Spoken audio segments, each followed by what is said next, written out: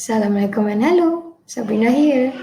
Today we will go through a topic called Sensory Integrative Development and Childhood Occupations. Before I start, let me ask you a question. When is the critical period for development of sensory integration? And of course, the answer is on the screen, which is the first 7 years of life. Bingo! Congratulations to those who got it right. Okay, so during the first 7 years of life, parents should expose their children to a lot of environment that are enriched with sensory, so that the sensory integration, the sensory part will build up well. There are 5 stages in total. So the first one is prenatal period, neonatal period, first 6 months, second 6 months, and lastly is second year. So all these stages I will go through in details during the upcoming slides. Let us start with prenatal period. So prenatal period is when the baby is in the womb. So at the age of 5.5 weeks after conception, what you will see is that they will show more response to tactile stimuli, mainly on perioral area. So perioral area is actually the area around the mouth. So if there's like a stimuli like lights, flash at the mouth, it tends to like move their head away from the stimuli. So at the age of 9 weeks, what you'll see is that fetus will tend to move their head to chest, and then they will show more response to vestibular input. So example is the motor reflex. So for motor reflex, what you will see is that the sudden open arm when the baby feel like there's no support, mainly at the back, there's no support at the baby. So it tends to move their hands upwards. There are also other reflexes, include rooting. So rooting will help with latching later on. Uh, it will do like a sucking motion on their mouth. So uh, it will help later for latching on water bottle or breast when they born later on.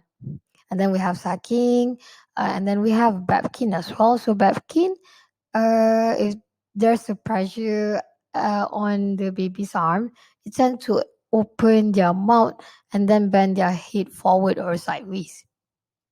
And then we have grabs. So grabs technically like if there's something on the baby's palm, it tends to curve their fingers around that thing. So for flexor withdrawal, if there's any stimuli on the feet, it tends to kick their neck up as avoidance as well. So for Galen, if there's any stimuli at the back at the spine area, baby will tend to flex towards the stimulated side. And then lastly, we have neck writing. So neck writing, when the baby move the head either left or right, the body will tend to follow towards the same direction as well. Neonatal period is the period after birth. So if prenatal focus more on tactile, for neonatal it focus more, in terms of stimuli, to sensation, it focus more on touch, smell, and movement sensations. During this period as well, baby will start to create attachment with caregiver. So knowing the parent's smell, the parent's body, the parent's body parts. So this is where things like that started emerging. So in terms of sensory integration, what you can see is that there's proprioception, but it's not really body awareness the baby, but more like the baby molds their body to caregiver's body. So they become alert towards parents, for example, if parents' hand, parents' face, something like that. Around this time, the baby also start to create body scheme. So although they tend to mold their body to caregiver's body, they also start to have that awareness of their own body parts, etc.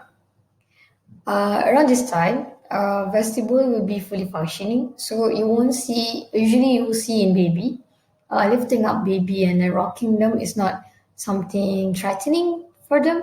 It's actually calming. So this proves that vestibular is working well around this time. And then there's also emergence of eye contact. You tend to see that babies start to look around and focus more on your face. And there's interest in face, voice, especially high contrast visual. So, for instance, like a black and white picture or red colored picture. So that tends to catch their attention more compared to like low contrast visual. So of course, baby have low self-regulation, and that's why when it's too hot, too noisy, too anything, they tends to cry. So it shows that are their self-regulation is still not yet matured.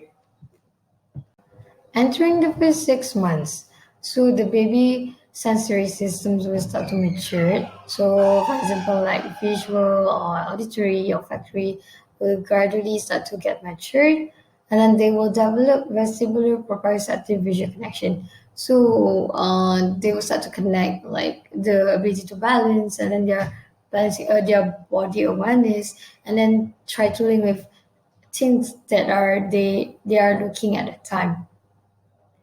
Around this time, baby will start to have more postural control. So you'll see the baby tend to fight gravity, like try to sit down, and then more stable position. You'll see even when sitting down. And like I said, baby can sit independently if we stabilize the hand on the ground. So they can initiate, but we still need to keep an eye on them because they still have that tendency to fall down. So at this age, there will be better head control and more stable control eye muscles. And instead of reflex, there will be more goal-directed actions. So maybe like if they try to reach object nearby or try to hit object, as some of the examples of goal-directed actions. So from there, you will see there's early motor planning, and then they will have that awareness to initiate crossing midline as well. But not, I won't say fully, but there's a start of crossing midline. And finally, the at this age, they'll be showing better somatosensory, like grasping objects, and then as well as visual and touch. So you'll see like they try to tap or bang object. Approaching the age of 1, you'll see baby more mobile. So you see baby walking here, crawling here and there. This is when you really need to see, I mean, keep an eye on them because they can be moving in a flash and then they tend to be more exposed to danger. So just be aware of their location, etc. So at this age, you baby will tend to relate their body more to environment. So for example, like if there's an object in front of them, they tend maybe to either to grasp or try to avoid the object, and then they try to squeeze in an area. So they be more aware to environment, and they will be more they will have refined hand skills. So at this age they will use fine pincer grabs. So fine pincer grabs is when baby use the first two fingers, the thumb and the pointy finger, to pick up an object or just to squeeze, move the object, things like that. So around this time, they will be able to cross midline better with object because they have more awareness of two sides of the body, and they have better motor planning because you see more actions, sometimes more than one action at one time. So that part will be more advanced, and then the auditory will be more significant. They will tend to try to vocalize. So you will see they tend to do like consonant vowel repetition, like baba, dada, kaka, something like that. And then at the age of 1, usually they start to use more vocabs or like sounds. So for example, like they will say at, but actually they want to say cat. So it sounded like that thing, but it's not clear yet. And they will start to self-feeding. Usually not with fork or spoon. Usually they will use hand. So because they like the texture on the hand, and it will get messy. Second year of life, you'll see everything getting advanced. So you see they have dynamic posture control, so maybe standing up, squatting, running will not be an issue because they have a very good posture control. Of course, better body scheme, awareness of their own body, and motor planning, as well as fine motor will become more advanced. Doing any things, fine motor, gross motor will not be an issue for them. And then they will have ideation, symbolic functioning started to emerge. So ideation, symbolic functioning, for instance, like to have an idea in your head or to imagine something.